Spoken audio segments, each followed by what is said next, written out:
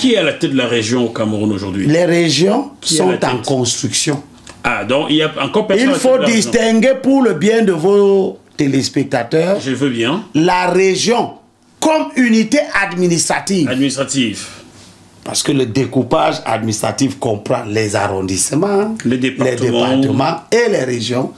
Les arrondissements ont à leur tête les sous-préfets, les départements ont à leur tête un préfet, les régions ont à leur tête les gouverneurs. Ces gens-là, sous-préfets, préfets, gouverneurs, ne sont pas des cadres de la décentralisation.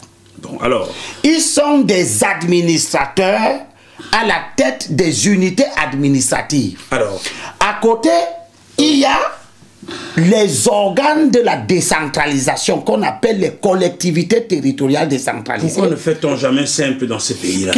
Nous sommes dans l'imagination de notre formule spéciale. Ah, votre comme nous sommes anglophones et francophones, on crée chez nous, dans le cadre de l'unification du pays, des choses qui se veulent spécifiques, qui se veulent identitaires, mais qui peuvent être des choses à problème. Je termine sur la question. Oui, il vaut mieux parce que...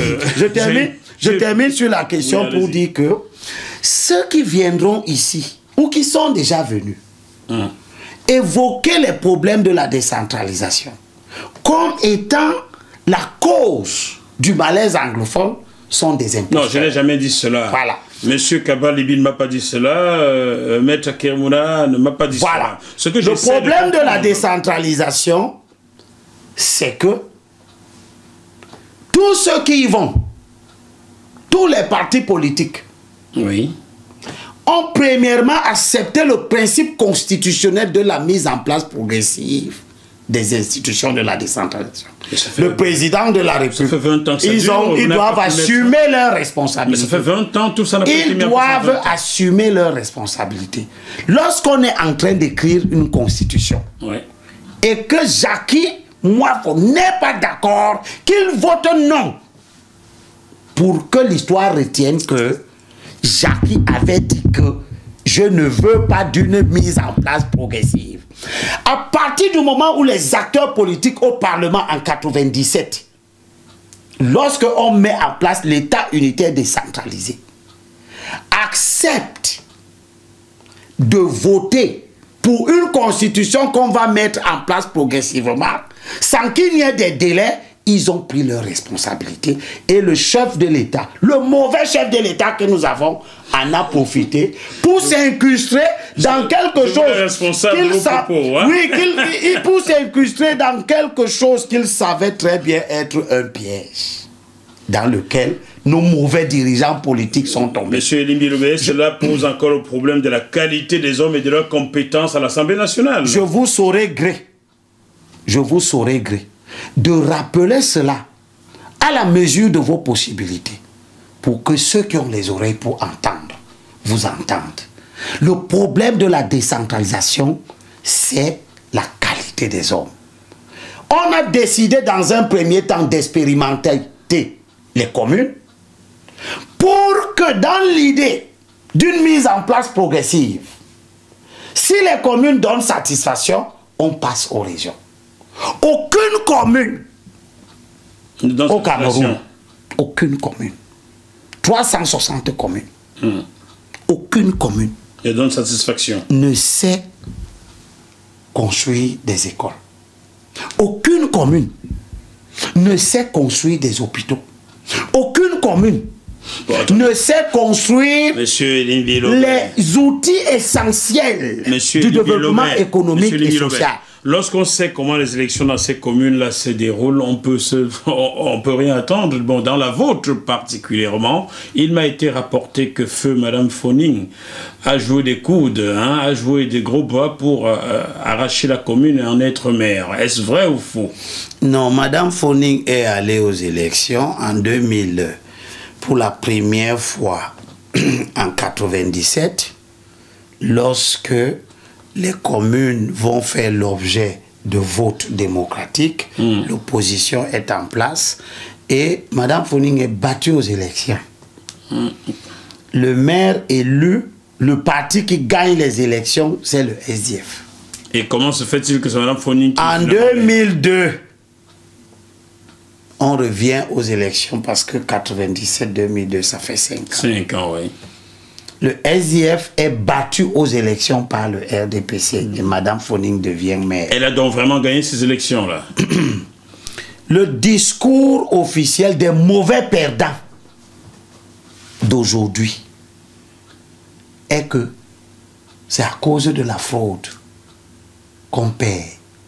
L'étude des caractéristiques intrinsèques des partis politiques de l'opposition que je viens de faire, qui est publiée, répandue partout aujourd'hui, nous a révélé qu'en réalité, on ne perd pas les élections parce que les autres fraudent. On perd les élections parce que nous sommes sous-représentés dans le combat. Je vous ai dit que cette étude nous a montré qu'en 2013, les toutes dernières élections qui viennent de se réaliser, alors que les partis politiques sont matures, 26 ans déjà, en 2013, 90, 2013, 23 ans déjà. Donc, on est mature. On pourrait dire plus, hein, car ces formations politiques ont émergé entre 88 et 89. Bon, hein. Certaines, disons 90, parce que c'est les lois qui sont là qu'on va appliquer en 90. Est-ce que vous pouvez imaginer que il y a eu 32 partis politiques de l'opposition contre le RDPC. Il y avait 33 partis politiques. Sur les 300 partis politiques dont on parle, il n'y a que 33 partis politiques qui ont été capables d'aller aux élections. 32 de l'opposition contre le RDPC. Est-ce que vous imaginez que les 32 partis de l'opposition en question étaient absents dans 115 communes sur 360? Dites-moi, M. Elimi Lobé, si le RDPC vous tendez la main aujourd'hui, est-ce que vous irez les écouter? Si le RDPC me tendait la main, je pense qu'il se fouvoie. Vous ne les écouterez pas? Je ne lui sers à rien. Vous n'irez jamais? Je ne lui sers à rien. Je sais d'ailleurs qu'ils ne me tendront jamais la main parce que c'est un parti de personnes intelligentes. Ah bon? Oui. Le RDPC, c'est un parti de personnes intelligentes qui savent s'organiser pour ne pas recruter des gens qui vont les empêcher de tourner en rond. Donc, ils ne viendront jamais me voir. Parce que je trouve ma satisfaction à voir que le RDPC a perdu les élections et qu'il a quitté le pouvoir. C'est pour ça que je suis venu à Paris, dans le cadre du Forum international de la diaspora camerounaise qui s'est réuni le 13, le 14 et le 15, à l'effet d'exprimer la solidarité des Camerounais vivant à l'étranger avec le pays d'une manière générale, donner des points de vue sur ce qui se passe. Et les organisateurs ont cru bon de me demander mon éclairage sur les difficultés que rencontre le pays à connaître l'alternance. Je crois être parvenu, au regard des informations contenues dans l'étude dont je parle et que j'ai mises à leur disposition, je crois être parvenu à leur montrer qu'il nous faut changer de stratégie si nous voulons vaincre le régime RDPC Paul Biya, le renverser et implémenter dans le pays un nouvel ordre politique. Les partis de l'opposition, tous, sont incapables individuellement de vaincre le régime. Ils doivent se donner la main, travailler ensemble, trouver un candidat à l'élection présidentielle de large consensus. Nous allons y venir. Chers téléspectateurs de JMTV+, nous allons maintenant aborder la dernière partie de cet entretien avec M. Abel Elimi Lobé, conseiller municipal de la commune de Douala 5e au Cameroun, ancien secrétaire national adjoint numéro 1 du Social Democratic Front, Front Social Démocratique. Nous allons maintenant aborder la question des présidentielles qui pointent leur nez, qui auront lieu dans un an, je pense. Hein? Oui. C'est prévu pour 2018. 2018, quel mois? En principe, si le calendrier électoral est respecté, c'est prévu pour le mois d'octobre 2018. Dans un an donc. Par contre, en septembre, les élections législatives et municipales sont prévues pour la dernière partie du mois de septembre, parce que les dernières se sont tenues le 30 septembre. En avril, devront se tenir les élections sénatoriales. D'accord. Donc, vous voyez que l'année 2018 est une année exceptionnelle dans l'histoire politique du Cameroun. C'est la première fois, depuis que le Cameroun est Cameroun, que se tiendront dans la même année toutes les élections structurantes du pays. C'est pour cela que je voudrais vous remercier de l'opportunité que vous nous avez donnée de nous exprimer sur les questions essentielles. Parce que nous allons structurer la nation l'année prochaine. Il faut que chacun y aille en connaissance de cause. Les élections de l'année prochaine doivent se faire de telle sorte que ceux qui sont élus soient un commencement de la solution de la crise anglophone. Nous ne pouvons pas aller à ces élections comme s'il n'y avait rien. Nous ne pouvons pas aller à ces élections pour qu'on risque de renouveler l'injustice que connaît la partie anglophone. Il est temps que nous, les acteurs politiques, nous qui nous disons démocrates, nous qui allons susciter les suffrages, nous fassions les choses de telle sorte que des élections libres et transparentes sortent un président qui porte en lui les aptitudes à gérer la construction nationale. Est-ce que vous y croyez vraiment, M. Elimi, des élections transparentes au Cameroun? Vous y croyez, vous?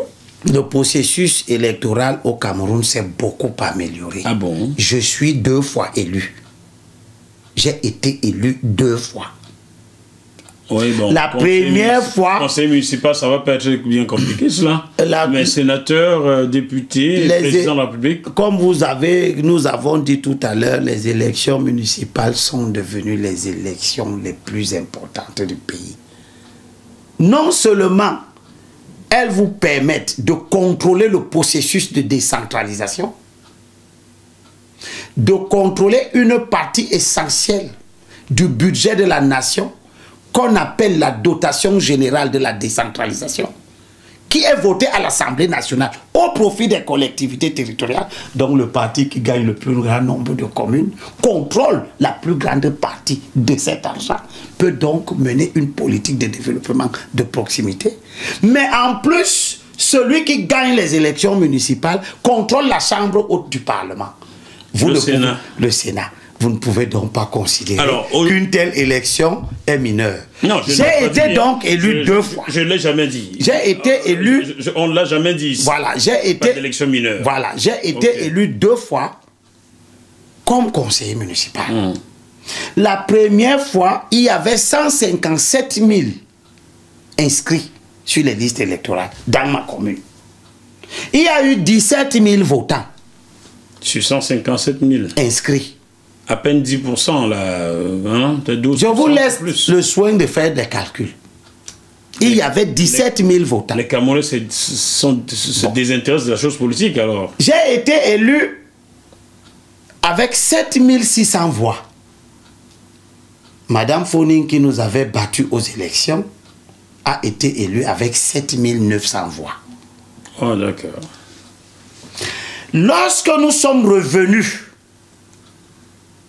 pour la 2e fois, en 2013, alors que l'opposition camerounaise, comme un seul homme, a travaillé, a lutté, la main dans la main, pour l'avènement d'un organe indépendant.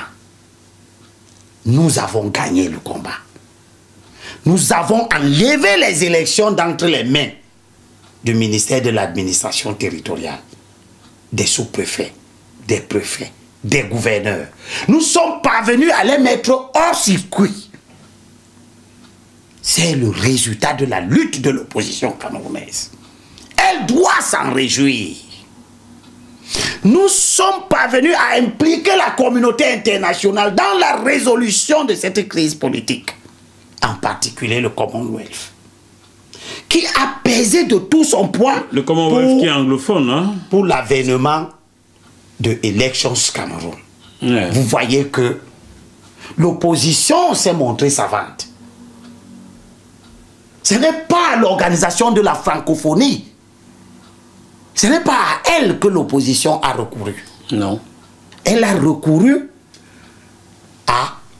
au Commonwealth. Au Commonwealth, hein, qui regroupe et le Commonwealth anglo-saxon, ouais, a été habile et a fait en sorte que le président de la République entende raison.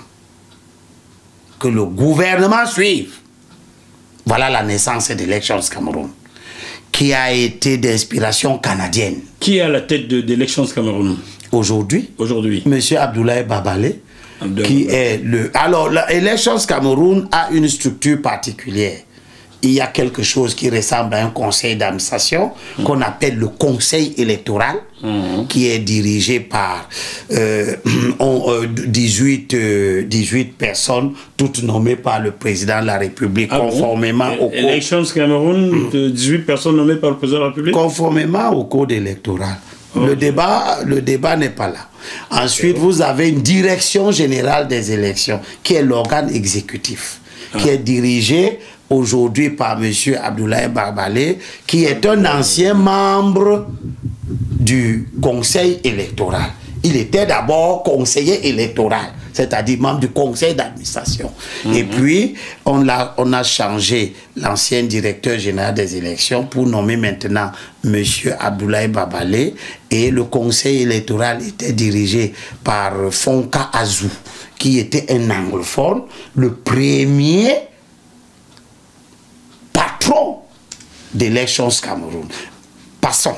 Pour dire que avec l'avènement d'Elections Cameroun, dans le cas spécifique de ma commune de Douala 5, nous avons lutté pour obtenir la biométrie. Ah bon? Permettant de faire en sorte que le fichier électoral soit débarrassé des inscriptions multiples. Nous devons être honnêtes et fiers des avancées qui découlent de notre lutte. Le 3 octobre 2012, donc il y a 5 ans, Elections Cameroun entre pour la première fois en action, en détruisant le fichier électoral du ministère de l'administration territoriale. C'est encore notre victoire. La mise à l'écart des fonctionnaires. En mettant en place un nouveau fichier électoral. On a alors parlé de la refonte du fichier électoral. À partir de ces jours-là, quand vous vous inscrivez, on vous identifie par vos empreintes digitales. De telle sorte que, si vous vous inscrivez ici en France, et que vous allez de nouveau vous inscrire à Douala, ça passe pas. On va vous inscrire. Et par le système AFIS, c'est une abréviation anglo-saxonne. L'ordinateur qui est en charge du traitement de ces données élimine d'office votre inscription en France. Parce que vous êtes déjà inscrit au Cameroun. Pour ne retenir que la dernière inscription. Parce que le code électoral prévoit que, en cas d'inscription multiple, on ne vous arrête pas pour vous mettre en prison. On élimine tout simplement l'ancienne inscription, on retient la récente. Maintenant, il se trouve que les gens qui avaient pris la culture de jouer avec le fichier électoral, qui ont l'habitude de s'inscrire plusieurs fois, comme personne ne les arrête, comme personne ne leur dit au moment où ils s'inscrivent chez l'agent enrôleur que monsieur, vous êtes déjà inscrit, on ne vous inscrit pas, ils ont l'impression qu'ils s'inscrivent plusieurs fois dans le fichier. En réalité, ils ne s'inscrivent pas plusieurs fois. Si je m'inscris aujourd'hui à Douala 5, on me donne mon récépissé, et que 5 mois plus tard, je pars m'inscrire à Douala Premier. Comme je suis ignorant de la réalité, je crois que j'ai 2 inscriptions. Non, alors que mais c'est l'inscription de Douala est annulée. Là, c'est l'inscription, la nouvelle inscription qui va valoir. Moralité. Lorsque nous allons aux élections législatives et municipales de 2013, je suis candidat pour la 2e fois. Dans ma commune, il y a 143 000 inscrits. Cette fois-ci, ce sont les bons, les purs, sans doublons, sans triplons. Chacun n'a qu'une seule carte d'électeur valide. Parce que vous pouvez avoir plusieurs cartes d'électeur. Mais il y en a qui sont annulées. Voilà. Vous ne le savez pas. Vous avez ça parce qu'on vous a délivré une première carte là-bas. Comme vous êtes un faussaire, vous allez vous inscrire une 2e fois là-bas. L'agent enrôleur, il n'est pas connecté à une base de données nationale. Donc lui, il vous inscrit. Puis il prend ces données-là, il les met maintenant dans un serveur national qui les traite et qui produit votre 2e inscription en annulant votre première. Le système doit se perfectionner. Mais en son état actuel, il est conçu de telle sorte que on ne vous demande pas de ramener votre ancienne carte. Non, c'est annulé. Elle est tout simplement invalide et la nouvelle carte vaut. Moralité. Aux élections de 2013, dans ma commune, il y a 97 000 votants. Wow, sur les 143 000 inscrits. Ça a progressé là. De près de 7 fois. Ça a progressé là. Parce que, avec la lutte de l'opposition camerounaise et de la société civile camerounaise, le système a gagné en confiance. Les électeurs ont gagné en confiance.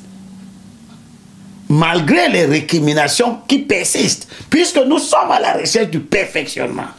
Mais le comportement des électeurs sur le terrain montre que nous allons poursuivre, j'ai été élu cette fois-là avec 24 000 voix. On va rester sur le présidentiel. Aujourd'hui, vous venez dire que le président... Allons vite, car vos amis vous attendent. On a dépassé le temps qui nous était imparti.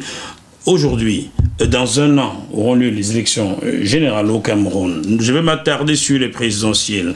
Vous avez évoqué tout à l'heure la fatigue du président actuel. Son incapacité, bien gouverner encore. Aujourd'hui, qui voyez-vous à même de briguer ce poste? Je ne me livre pas à cet exercice qui est d'ailleurs un exercice inutile.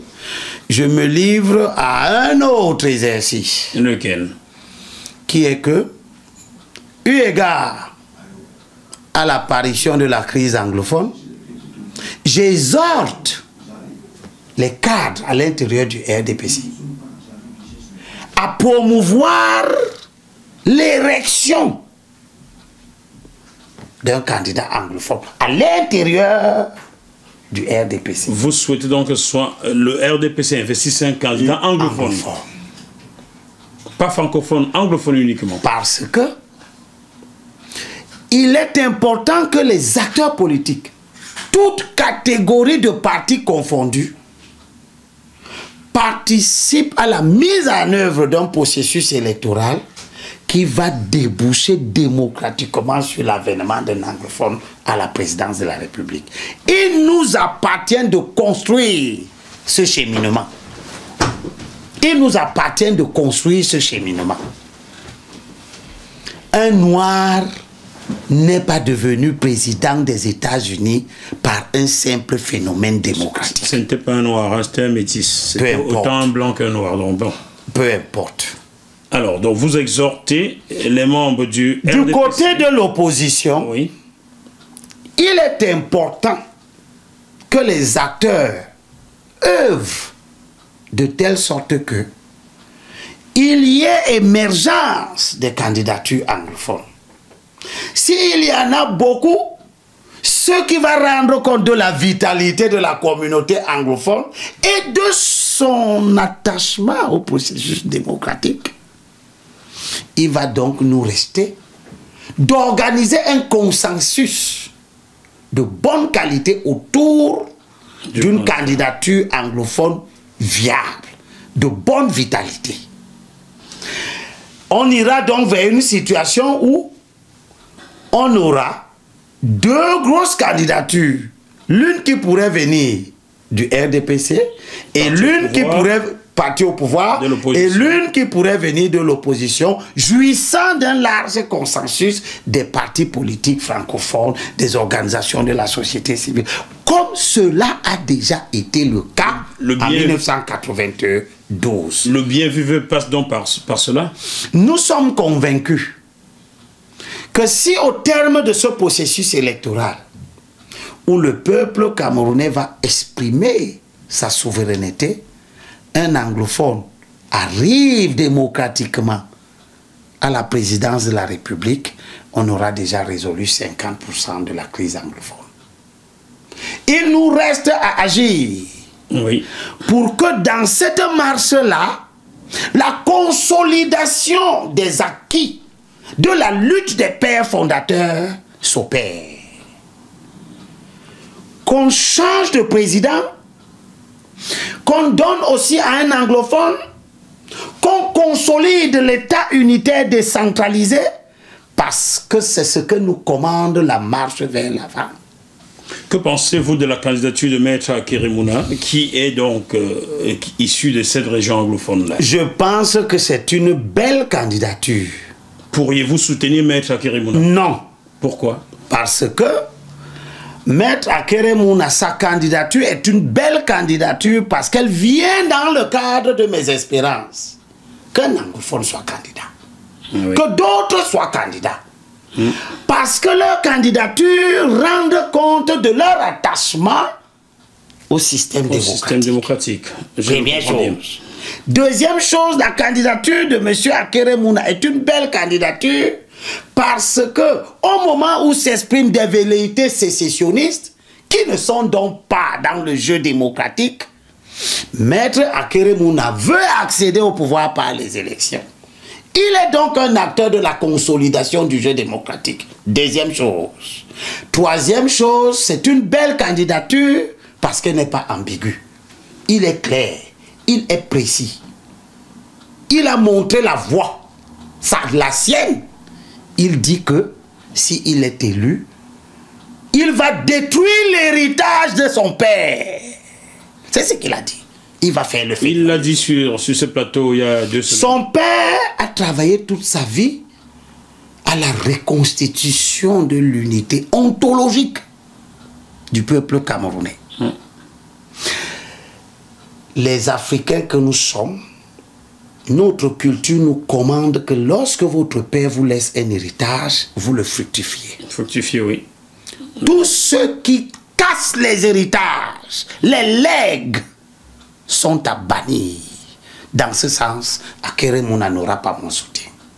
Je le combattrai à mort, jusqu'à la dernière goutte de ma sueur, parce qu'il n'est pas question pour l'État du Cameroun, qui a réalisé des progrès historiques, de revenir à des aventures insensées que nous avons expérimentées et qui ont montré leur... C'est dans votre point de divergence. Alors, il est pour le fédéralisme et vous pas. C'est dans votre point de divergence. C'est suffisant pour que je me réjouisse de sa candidature et qu'il sache que je serai contre lui. Je travaillerai à l'émergence d'une candidature anglophone solide qui va jouer le jeu impératif de l'avancée dans la construction nationale. Que pensez-vous de celle qui pourrait arriver de Joshua? Joshua aussi, d'ailleurs je lui souhaite mes condoléances, il a perdu sa petite sœur sur la route de Kribi il y a quelques jours. Sa candidature aussi murmurée, que pensez-vous de ce monsieur? Je ne me prononce pas sur les candidatures. Vous le connaissez, il était avec vous aussi. Il est dans le SDF. Il est avec vous, il était. Je ne me prononce pas sur les murmures. J'attends de voir si monsieur aussi sera le candidat du SDF. Comme c'est un anglophone, c'est encore bienvenu.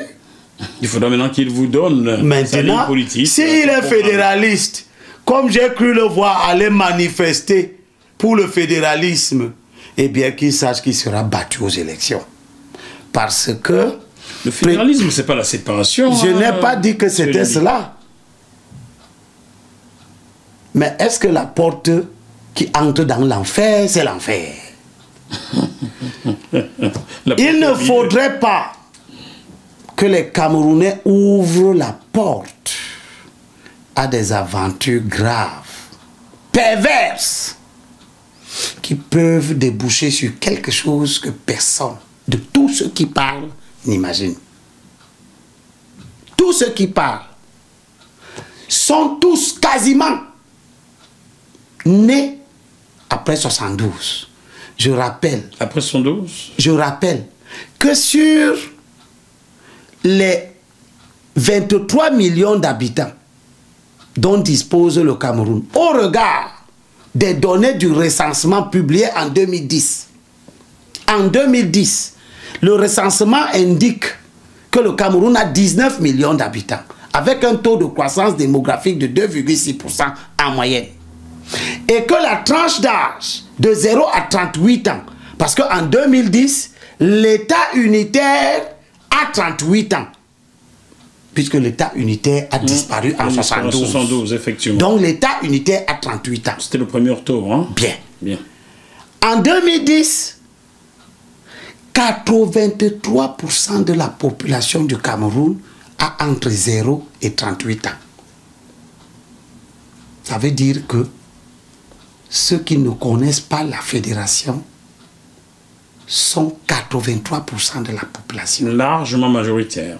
Si vous faites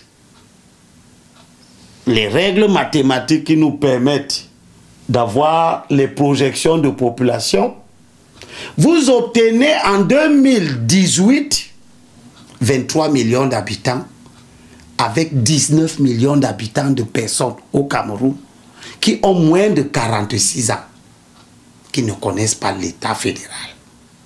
C'est quand même une bêtise politique que des gens qui se disent agir pour l'intérêt général parlent à tout le monde de quelque chose que personne ne connaît. Les Camerounais ne connaissent pas l'État fédéral. Mais lorsqu'on ne connaît pas, on apprend. Tant mieux, avec le risque de découvrir que ce qu'on est allé apprendre a été une perte de temps. Lorsque nous voyons les irrédentismes catalans, lorsque nous voyons les dérives qui ont marqué, blessé l'État du Sénégal pendant 40 ans, la lutte sécessionniste du peuple casamançais. Casamance, oui. Tout comme le Cabinda aussi. Lorsque nous voyons ce qui se passe au Cabinda, lorsque nous savons que notre pays est un attelage spécial, résultat de la sagesse des pères fondateurs, nous devons appréhender avec beaucoup de doigté la question du changement de la forme de l'État. Dès lors qu'on sait que le problème du Cameroun, c'est la malgouvernance qui ne se résout pas dans le changement de la forme de l'État. La corruption qui gangrène le Cameroun, l'incompétence des élus locaux, l'incapacité des députés à l'Assemblée nationale à porter les problèmes des Camerounais, à entrer ici, sortir là, ouvrir les portes des ministères, parler au gouvernement, interpeller le Premier ministre. Vos députés ont-ils des permanences au Cameroun? C'est des détails. Non, c'est pas un détail. Il faut qu'on sache. La majorité n'en a pas, en commençant par M. Nietzsche. Donc, la permanence est dans son bureau d'affaires. Monsieur Elimbi, retirer ce mot, c'est un détail, c'est pas un détail. Lorsque je veux voir ma députée Elsa Fossillon, que je salue, je sais à qui m'adresser ici dans cette circonscription. Les pratiques politiques n'étant pas les mêmes. Je vous fais remarquer, j'ai été élu dans un parti politique dans cette circonscription, donc je sais comment ça marche. Lorsque vous demandez, est-ce qu'ils ont des permanences chez vous, c'est pas un détail, c'est très important. Vérité, où est-ce qu'on peut s'adresser à eux? Vérité en deçà des Pyrénées, erreur au-delà. Ce qui est vrai en France n'est pas forcément vrai au Cameroun. Acceptez que nous soyons différents. Il se trouve que peut-être les mœurs doivent évoluer. Ah ben, of course. Mais la plupart des députés ont leur soi-disant permanence dans leur bureau qu'ils ont toujours eu avant. Beaucoup d'entre eux étant des hommes d'affaires. Vous comprenez pourquoi les choses ne marchent pas chez vous? Ben, écoutez, je vous ai parlé de l'incompétence des élus.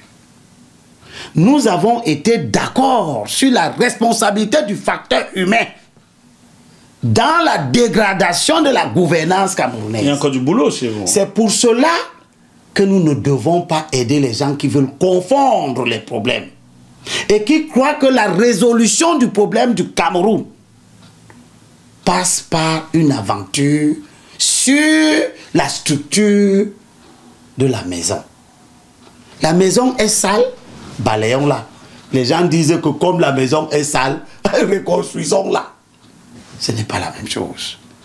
La maison Cameroun est malade. Elle est malade de la corruption. Elle est malade de la délinquance des populations qui ne payent pas leurs impôts.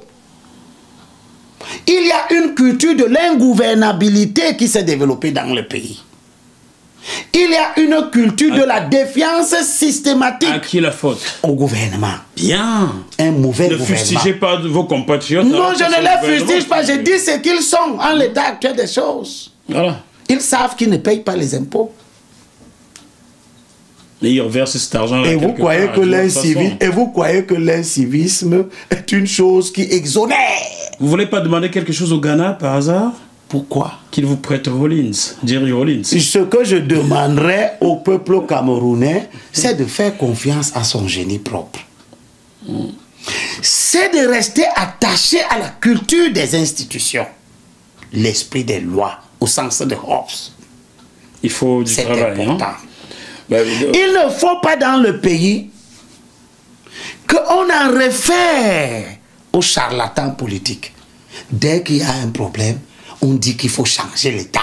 Dès qu'il y a un problème, on laisse les problèmes où ils sont, on leur apporte des solutions qui ne correspondent à rien. Le retour au fédéralisme ne va pas nous donner des bons maires. Le retour au fédéralisme ne va pas nous donner des bons députés. Le retour au fédéralisme ne va pas nous donner des sénateurs qui sont censés être les représentants des collectivités territoriales décentralisées, mais dont tous n'ont jamais été des conseillers municipaux. C'est-à-dire qu'ils ne savent pas représenter les institutions pour lesquelles ils sont censés exister. Bon, lorsqu'on sait que certains sont nommés, on comprend. Ils ont tous accepté. Les sénateurs nommés. Et je l'ai dit dans la première partie, je le répète encore, que tous ceux qui viennent ici, ici en Occident, tous ceux qui viendront, la route est longue, ils arrivent. Ici sur mon plateau, ils viendront vous voir. Sur mon plateau, j'ai bon espoir. J'ai bon espoir. J'aimerais bien les recevoir. Ils sont nombreux qui viendront. Ça ne pose aucun problème. Ils viendront. Même monsieur, parce que nous entrons, même monsieur Biya, j'aimerais l'interviewer. Et nous entrons en campagne. J'aimerais interviewer monsieur Biya. Peut-être qu'on vous appellera à venir l'interviewer là où il sera. Pourquoi pas? Voilà, y a pas de souci. Il a besoin de s'exprimer. J'ai des questions à lui poser. Tous ceux qui viendront vous diront beaucoup de choses. À nous de faire preuve de discernement pour que les élections de 2018 atteignent la plénitude de leurs effets. Qu'elles nous donnent des hommes politiques dignes de confiance, compétents, qui portent en eux les germes de la consolidation de la souveraineté nationale. Nous devons être des hommes politiques qui, par nos actions, consolident la construction nationale qui est fragile. La spéculation doit être combattue. Tous ceux qui veulent imprimer au pays le yo-yo, on était hier dans la fédération. On est aujourd'hui dans l'État unitaire. On rentre demain à la fédération. Après-demain, on ira où? Peut-être dans la division. Dans la monarchie. Parce qu'on croit que par démagogie, il faut fabriquer à chacun un petit territoire. Serez-vous prêt à rencontrer Maître Mouna pour en discuter avec lui? Ce serait l'idéal. Pour qu'il revienne à la vraie religion. Est-ce que vous le connaissez? Non. Bien. Voudriez-vous que je vous mette en contact? Écoutez, je suis ouvert. Très bien. Je travaille pour l'avènement d'un ordre politique nouveau. Qui comprend deux choses. Premièrement, la préservation de l'État unitaire, décentralisé. Deuxièmement, l'avènement d'une nouvelle génération d'hommes politiques, en commençant par la présidence de la République. De nouveaux députés, de nouveaux conseillers municipaux, de nouveaux sénateurs. La classe politique camerounaise est vieillissante, elle appelle un renouvellement. Oui, c'est quand même curieux, dans votre pays, il y a beaucoup trop de vieux au sommet, alors que la majorité de la population, à 83%, c'est des jeunes. Quand même ce sont ces paradoxes qui amènent à avoir une vie politique où le peuple se sent un tout petit peu déconnecté des élus. Vous voyez, le SDF a eu des élus au Parlement. Ils étaient là. Ils ont voté la loi d'orientation de la décentralisation. Ils ont voté la loi fixant... Je termine. Ils ont voté la loi fixant les règles applicables aux communes. Ils ont voté la loi fixant les règles applicables aux régions en tant que collectivité territoriale décentralisée. Ils ont voté la loi portant régime financier des collectivités territoriales décentralisées. Ils ont voté la loi sur l'urbanisme. Ils ont voté la loi portant fiscalité locale, c'est-à-dire la loi qui donne les ressources financières aux communes et aux régions.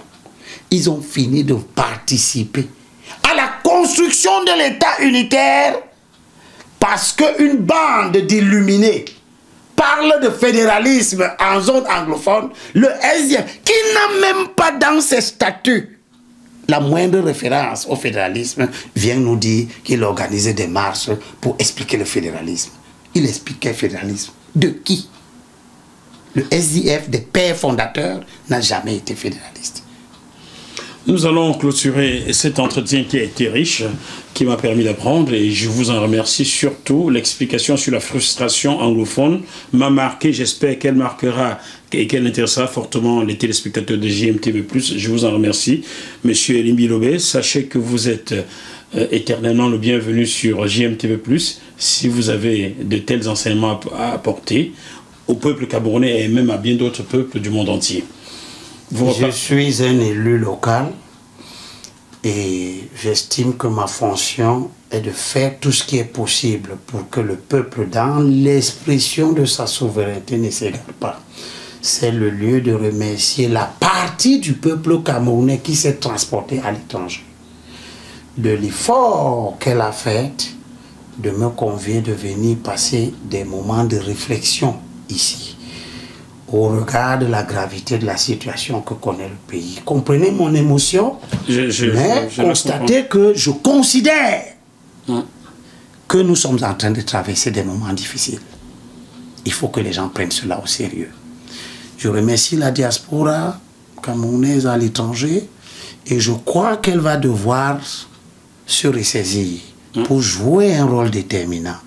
Je m'en vais au pays avec à l'esprit qu'il faut que maintenant que les Camerounais de l'étranger participent au choix du président de la République, il faut qu'ils aient des sièges au Parlement pour venir contrôler le président de la République qu'ils auront contribué à faire élire. C'est mon prochain combat pour que les Camerounais de l'étranger aient des députés à l'Assemblée nationale. Chers téléspectateurs de JMTV+, j'espère que cet entretien avec M. Elimbi Lobé Abel vous a plu. Parlez-en autour de vous, partagez, faites connaître la chaîne et surtout ses invités qui sont, méditons par écrit, de qualité. On se retrouve la semaine prochaine sur ce même plateau avec un autre invité politique. Je ne sais pas lequel il sera, mais bon, c'est une certitude, nous aurons un autre invité politique africain. D'ici là, portez-vous bien. À très bientôt. Au revoir.